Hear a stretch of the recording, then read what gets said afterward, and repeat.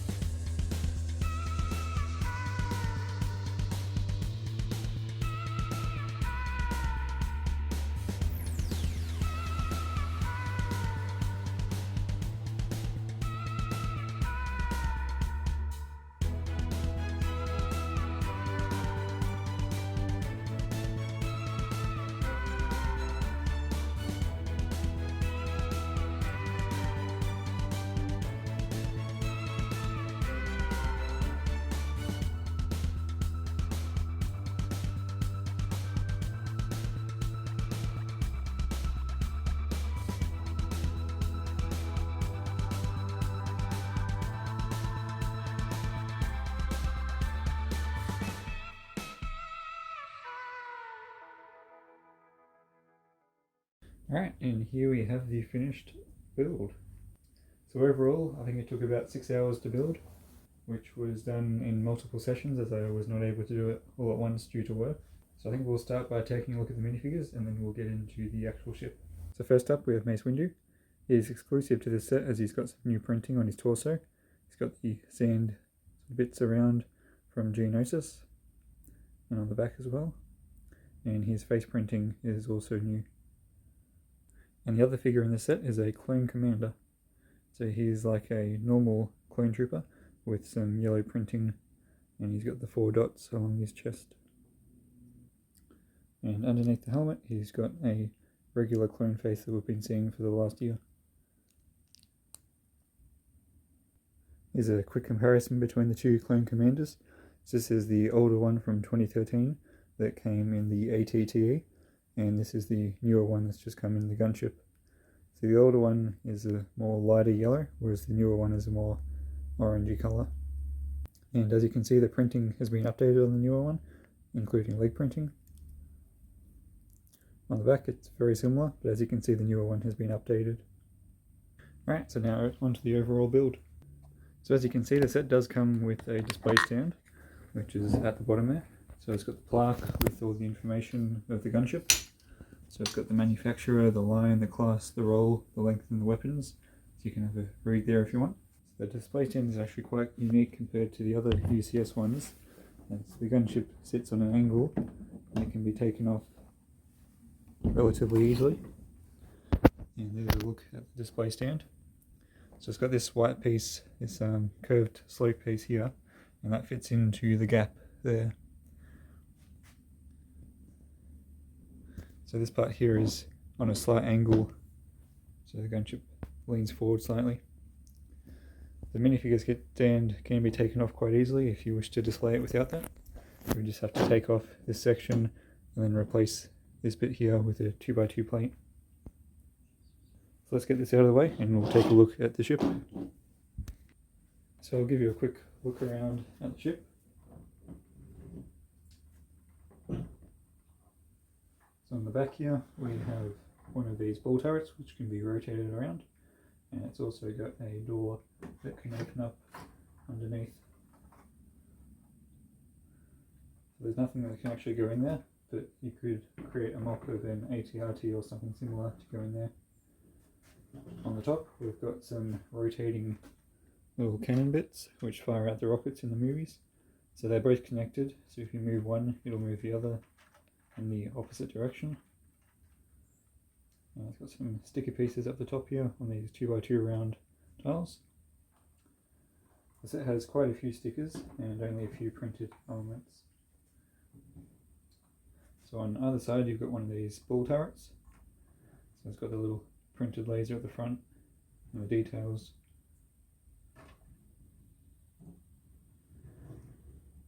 And on each side it's got a 4x4 round tile with a sticker of the Republic logo.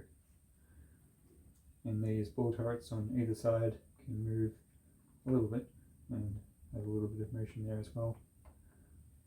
Unfortunately they can't really be folded back into this section unless you open up the door, put them in, and then close the door again, and then they're sort of in there, out of the way.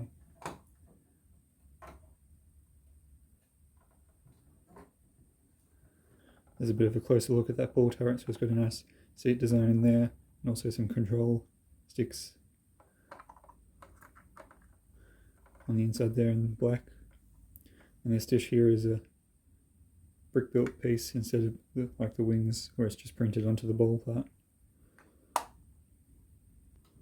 Both of these cockpit pieces have been printed and they both have a unique design. This first one has a mostly clear open area, whereas this back one has a line going down the middle and the back part is more filled in.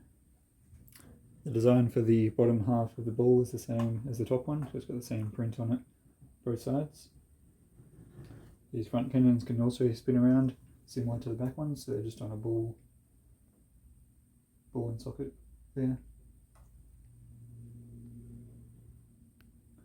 On the inside of the cockpit there is also some printed control panels.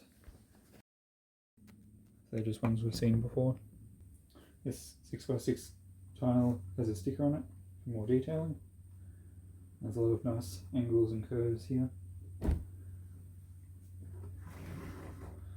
The way they've got the slope of the ship is very nice. The way they've got the sloping of this front section of the ship is very nice. They've used wedge plates on the side built along here, and then they put bricks onto the wedge plates and connected them with Technic to create this nice angle. It's very smooth and it's a nice transition between the wedges and the bricks. I'll move the ball turret out of the way to give you a closer look at the side here. So it's got some more stickers underneath. And then the ball turret has a 4x4 round tile with a sticker of the Republic logo. And these ball turrets on either side can move a little bit and have a little bit of motion there as well. Unfortunately they can't really be folded back into this section unless you open up the door, put them in, and then close the door again, and then they're sort of in there, out of the way. And the transition between the vertical and the slope is very nice as well. There's no gaps there. These are all stickers along here. And all the angling of this front turret area is very nice. They've used these round curved slopes to go around to make it a bit larger. And another large sticker here on each side for a bit more detailing. As you might have seen, the doors open and close fairly easily. They're just on some Technic joints. There's a closer look at the mechanism for the doors. So it's got these lift arm pieces that go across, which allow you to move it back and forth. And there's also these black bar bits, which are what the troopers can hang on to when they're waiting in the gunship. And there's some more control panels here, so they can be to open the door at the back. And on the inside on the ground we've got some nice dark red tiles for the floor pattern. And some of these light blue 1x1 round tiles for some lights. And on the inside of the doors there's also a couple of rockets. So I'll give you a look. You can see over here there's two there, and there's two on this side as well. And underneath the wings there are also 4 more of these rockets. None of the rockets actually come off, they're just there for display. And there's a look at that ball turret as well, which has the same design as the top half. I think one of my favourite things when building a set was just how smoothly this seemed to fit on. So it uses these slopes and curved slopes around the edges, and this whole area here is on a hinge, and it just nicely fits in there and fills in the gaps. You can't really even tell from the outside that it's on hinges. And that's the same for the other side as well. It's got these stickers along the bottom of these 6x6 tiles for a bit more detail. And along the doors it's got these gaps as if they're windows in the gunship. I think one of my favourite techniques in this build are these angled bits that fit between the wing and the main area. So they're connected by a hinge. This connected to a brick that has studs on its sides. So they just nicely fill in the gaps. So there's one on the front, and there's also the one on the back of each side. So they make a nice angle and just fill in the gaps nicely. On the back we've got some of these slopes to create like this engine sort of look. Throughout the build there's a nice use of these lime green tiles. And also along the front you can see like these lime green bits going around. There's a few yellow pieces around. Most of the yellow is just from the stickers. There's 1 or 2 yellow tiles. So to move the set around you can pick it up with one hand under here. And just lift it up, it's strong enough that it'll just hold itself, or you can support it at the back as well. The wings are fairly solid, they do move a little bit. I wouldn't suggest picking it up by the wings. To connect the wings to the body there's a Technic axle that goes through some bricks both on the wing and that connects into the main body area, so that creates a strong connection between them. The process of getting the gunship onto the stand is fairly easy. You just have to pick up the gunship with 1 or 2 hands and then line up the whole wing floor with the little curved slope that they fit in, and then it just slides onto it.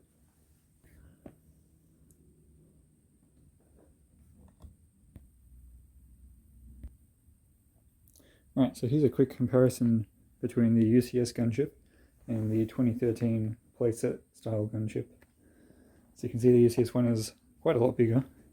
So if we put this on its side, it's about half the width. It's like the play scale one, you'd need 2 of them to make up the width of the UCS one. And the playset one is about as long as up to the wings of the UCS one, up to about there.